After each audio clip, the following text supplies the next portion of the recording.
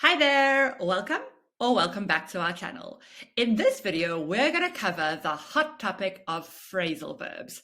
Now, these verbs appear everywhere in speaking, in writing, in use of English, especially use of English part 4. And just generally, if you want to sound and write more like a native speaker, then you need to be using phrasal verbs in your everyday communication. So this video series is designed to help you to do exactly that. So together, we're going to count down the top 5 base verbs that are used to make phrasal verbs in English. So do you have any predictions? What verbs do you think might be on the list? Any idea what number 1 could be? So if you're preparing for the Cambridge Advanced Exam, or you want to perfect your grammar before taking it, then I highly suggest you subscribe to Home Studies. Before we get into our list, let's just cover the basics and go over the grammar of what phrasal verbs are. So a phrasal verb is a combination of a verb and a particle. So for example, to get on, to put back, to call off. These are all examples of phrasal verbs in English. Now, when you put that verb and particle together, that's how you create the meaning of the phrasal verb. And sometimes phrasal verbs have multiple meanings. So, for example, the phrasal verb to get on. In British English, the phrasal verb to get on has 5 different meanings.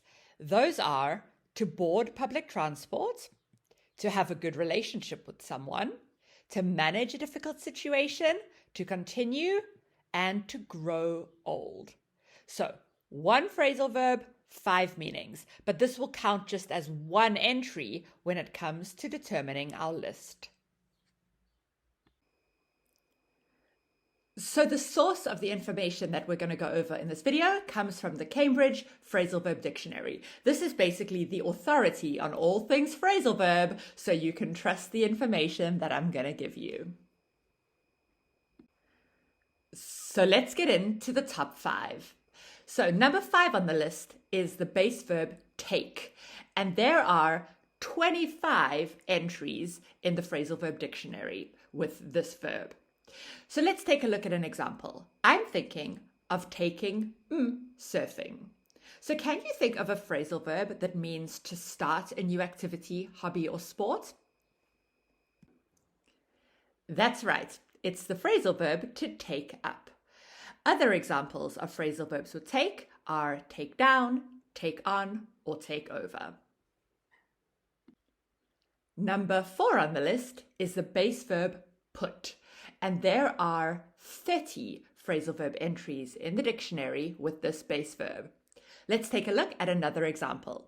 So I'll wash and dry the dishes if you put them. So what particle do you think could complete this sentence? Yep, it's put away. So this means to put things back in the right place. Other phrasal verbs with put include put on, put off, or put down. Number 3 on the list is the base verb come. And there are 42 entries in the CBVD using this base verb. Let's look at the example. Ed came these photos while tidying the attic. So do you know the phrasal verb we use for saying that something is found by accident? The answer is come across. Did you know that one? Well, other phrasal verbs with come include come down with, come up with, or come over. Number 2 on the list is probably one you were expecting to see, and that is the base verb get. There are 45 entries in the CPVD using this base verb. So do you know what this example is? It can be hard to get in a foreign city. So in this context, we need a phrasal verb which means to move or travel to different places. Any idea? If you got that, great job. It's to get around. Now, other phrasal verbs with get include get on or get off, get over or get by. And finally, we are at number 1 on the list, and that is the base verb to go. Now, there are a whopping 53 entries in the dictionary with this base verb. So it really is unsurprising that to go is one of the busiest, most used verbs in English. So in this example, go your phrasal verb lists before the exam. That is good advice. Do you know which particle we're missing? It is go over, and that means to revise. There are so many examples, but just a few of them include to go on, to go over, to go for. As a thank you for watching this video, we're going to give you a free download with the top 10 phrasal verbs with get and the top 10 phrasal verbs with go, with the definitions and examples, so you can really polish your use of phrasal verbs using the most common ones there are in the English language. Okay, so just click the link below. That's our gift to you. And now it's time to put this into action. So let's do a task. Complete the sentences using the correct form of the verbs and pay attention to the particles in bold, okay? Because remember, the verb and the particle together is what's going to give these phrasal verbs meaning. So pause the video, try to complete the sentences, and then press play when you're ready to check your answers. So, how did you do?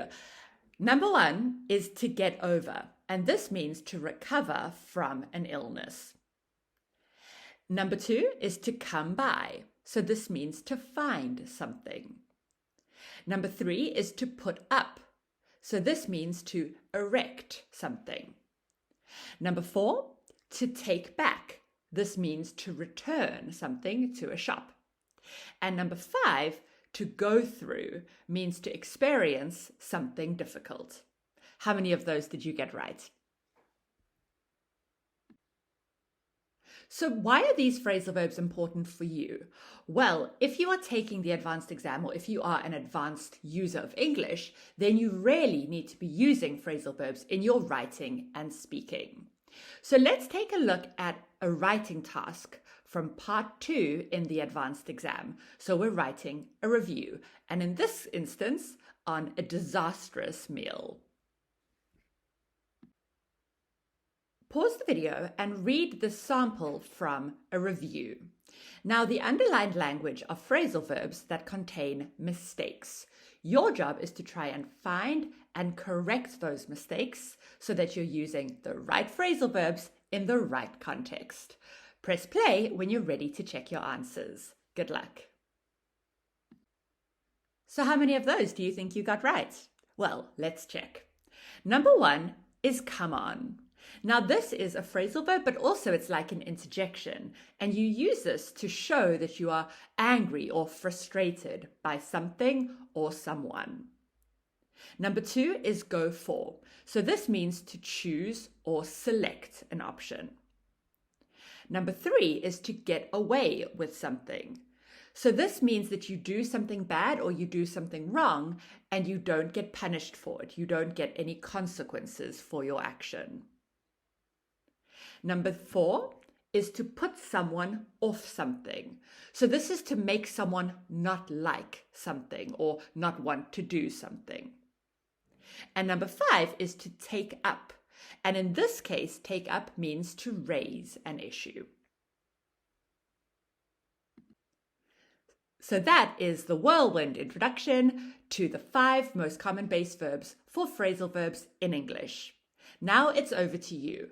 Another common base verb for phrasals is the verb to turn. So how many examples can you think of? Why don't you get your ideas into the comment section below? It would be great if you can write some examples, because then we can give you feedback on your writing to see how well you can use these phrasal verbs in practice. Good luck.